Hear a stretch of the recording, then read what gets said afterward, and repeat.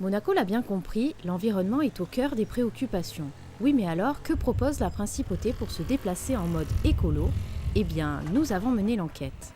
Tout d'abord, si vous avez la possibilité de laisser votre voiture au garage, le bus est un moyen de transport idéal pour vos petits trajets sur le territoire.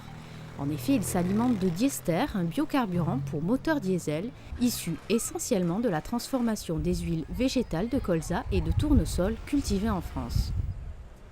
Si vous préférez prendre l'air, optez plutôt pour un vélo à assistance électrique. Monaco a mis en place un concept de location unique au monde, pour le moment en mode expérimental. À partir de 2013, 8 stations seront en service en principauté.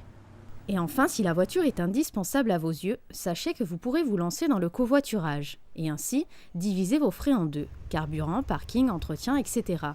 12 100 automobilistes ont déjà opté pour ce type de transport. Monacovoiturage.mc vous permettra de trouver des équipiers proches de chez vous ou sur votre trajet. Le système est bien rodé. Le covoiturage, c'est relativement simple.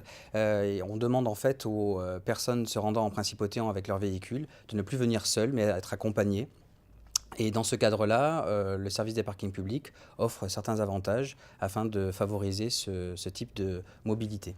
Concrètement, les personnes doivent souscrire un abonnement chacune, c'est-à-dire qu'elles viennent en couple. Quand je dis couple, c'est 2 personnes par voiture.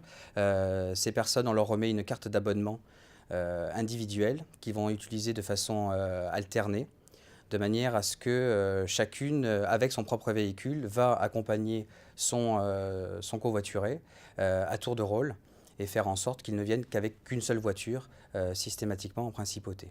Et pour finir, si aucune de ces solutions vous ont séduite, il est toujours possible d'investir dans l'achat d'un véhicule électrique. Subventions, places de parking, alimentation gratuite, le gouvernement propose une série d'avantages.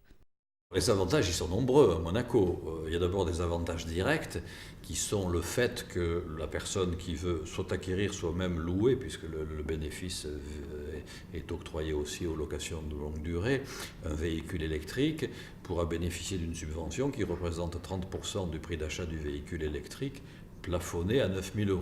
Bien. Il a d'autres avantages directs aussi, qui est qu'il ne paie pas de vignette, ni à l'immatriculation, ni au renouvellement.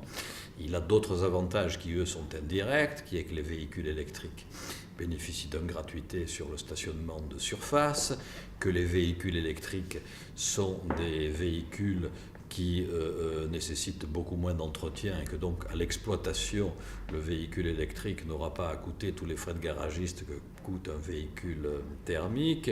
Et enfin, que le véhicule électrique, bien entendu, par définition, ne marche pas avec du carburant qui coûte de plus en plus cher, qui marche avec un raccordement électrique qui en lui-même déjà coûte très, très peu cher, mais qui en plus lui est fourni gratuitement, puisque les utilisateurs de véhicules électriques peuvent recharger gratuitement dans les parkings de la principauté où sont à leur disposition à peu près 450 installations de recharge.